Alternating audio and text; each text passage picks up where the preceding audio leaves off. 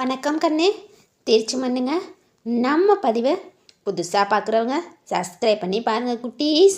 மிகவும் பயனுள்ளதாக இருக்குங்க.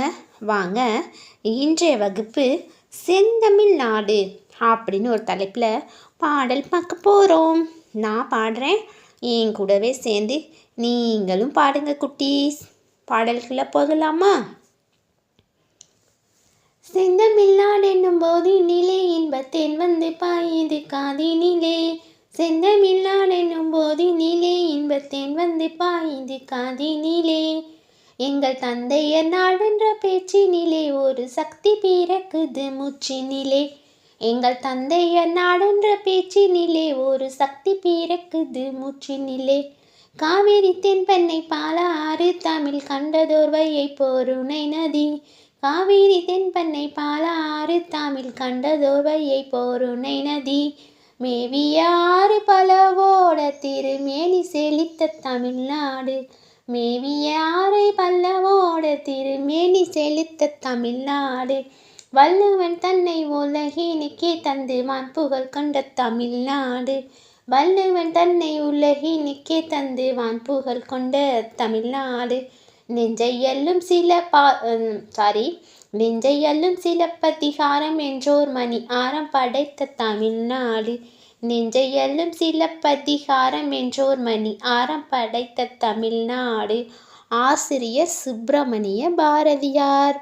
நான் பாடின மாதிரியே நீங்களும் பாடி பாருங்க. சரி, இப்போ இந்த பாடலுடைய பொருள் பார்க்கலாமா? நம் நாடு செந்தமிழ் நாடு. இந்த பேரை கேட்கும்பொழுதே நமக்கு காதில் அப்படியே இனிமையாக இருக்குது. எப்படி இருக்கான்? ரொம்ப இனிப்பாக இருக்குது. அப்படி லட்டு சாப்பிட்டோம்னா எவ்வளோ ஒரு இனிப்பாக இருக்குமோ அந்த மாதிரி நம் காதுக்கு ரொம்ப குளிர்ச்சியாக இனிமையாக இருக்குது. நம் நாட்டை பெயரை கேட்கும் பொழுது, நம் செந்தமிழ் நாடு அப்படின்ற அந்த பெயரை கேட்கும் பொழுதே நம் காது அவ்வளோ ஒரு இனிமையாக இருக்குது. அது மட்டும் இல்லாமல் இந்த செந்தமிழ் நாடு எங்கள் அப்பாவோட நாடு அப்படின்னு சொல்கிறப்ப நமக்கு மூச்சில் ஒரு சக்தியே கிடைக்குது அப்படின்னு பாரதியார் சொல்கிறாரு. அப்புறம் பாருங்க, காவிரி தென்பெண்ணை பாலாறு வைகை தாமிரபரணி இவங்கெல்லாம் யாரு? அக்கா தங்கச்சிங்களா? ஆமாம், ஆறுகள். இவ்வளோ ஆறுகள் நம் நாட்டில் இருக்கிறதுனால நமக்கு நீர் வளமும் நில வளமும் ரொம்ப அருமையாக இருக்குது நம்மளுடைய தமிழ்நாட்டில் அப்படின்னு பாரதியார் சொல்கிறாரு. பாரதியார் யார்? பாடலுடைய ஆசிரியர். சரி, திருவள்ளுவர் இயற்றிய திருக்குறளை உலக மக்களுக்கு தந்து வானளாவிய புகழ் கொண்டது நம்மளுடைய தமிழ்நாடு. திருக்குறள் எல்லாருக்குமே தெரியும் இல்லையா? திருவள்ளுவரும் எல்லாருக்குமே தெரியும் இல்லையா? அந்த திருக்குறளை உலகுக்கு தந்த புகழ் கொண்டது நம்மளுடைய தமிழ்நாடு தான்.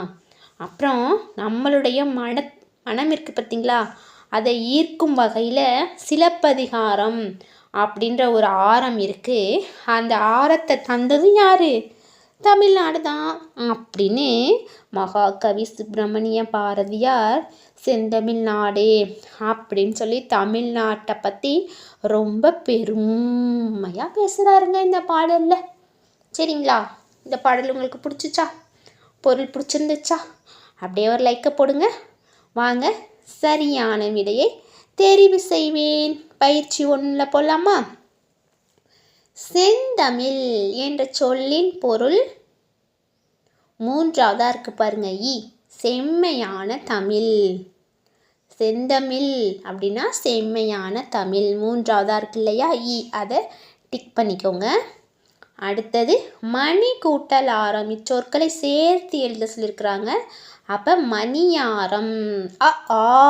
2ஆவதாக இருக்குது பார்த்தீங்களா, நெடில், அதுதான் டிக் பண்ணிக்கோங்க. அடுத்தது 3ஆவது வாங்க, நாடு கூட்டல் என்னும் இச்சொற்களை சேர்த்து எழுத சொல்லியிருக்கிறாங்க. அப்போனா நாடெனும். இப்போ எங்கே இருக்குது நாடெனும்? முதல்ல இருக்குது பாருங்கள், குறில், அதை டிக் பண்ணிக்கோங்க.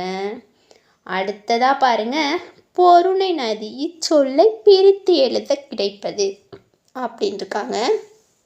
அப்போ 3ஆவதாக இருக்குது பாருங்கள், பொருணை கூட்டல் நதி, அதுதான். சரிங்களா? இப்போ சரியான விடை டிக் பண்ணிட்டீங்களா? அடுத்தது கீழே வாங்க, வினாக்களுக்கு விடையளிப்பேன்ல. முதல் ஒன்று பாருங்க, செந்தமிழ் நாடு இப்பாடலை இயற்றியவர் யார்? செந்தமிழ் நாடு இப்பாடலை இயற்றியவர் சுப்பிரமணிய பாரதியார். எழுதிடுங்க. அடுத்தது பாருங்க, எந்தெந்த ஆறுகளால் தமிழ்நாடு வளம் அடைந்ததாக இப்பாடல் குறிப்பிடுகிறது? காவிரி, தென்பெண்ணை, பாலாறு, வைகை, தாமிரபரணி போன்ற ஆறுகளால் தமிழ்நாடு பலம் அடைந்ததாக இப்பாடல் குறிப்பிடுகிறது. எழுதிருங்க. அடுத்தது மூன்றாவது பாருங்க, எதனை கேட்டதும் காதில் இனிமை வந்து சேர்கிறது? செந்தமிழ் நாடு எனும் பெயரை கேட்டதும் காதில் இனிமை வந்து சேர்கிறதுன்னு எழுதிருங்க. அடுத்தது நான்காவது பாருங்க, இப்பாடலில் மணியாரம் என்று குறிப்பிடுவது எது? சொல்லுங்க பார்க்கலாம். இப்பாடலில் மணியாரம் என்று குறிப்பிடுவது சிலப்பதிகாரம். அவ்வளோதாங்க.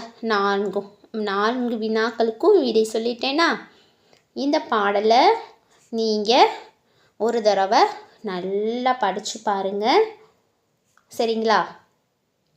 நல்லா படித்து பாருங்கள். நான் பாடின மாதிரியே நீங்களும் பாடி பாருங்கள். இந்த பாடல் உங்களுக்கு மிகவும் பிடிச்சிருக்கும்னு நினைக்கிறேன். சரியான விடை பயிற்சி பார்த்துட்டோம், வினாக்களுக்கு விடையளி பார்த்துட்டோம், பாடலும் பார்த்து முடிச்சிட்டோம். சரியா? நம்ம மீண்டும் ஒரு வகுப்பில் சந்திக்கலாம். வாழ்க வையகம். நன்றி குட்டீஸ். வணக்கம்.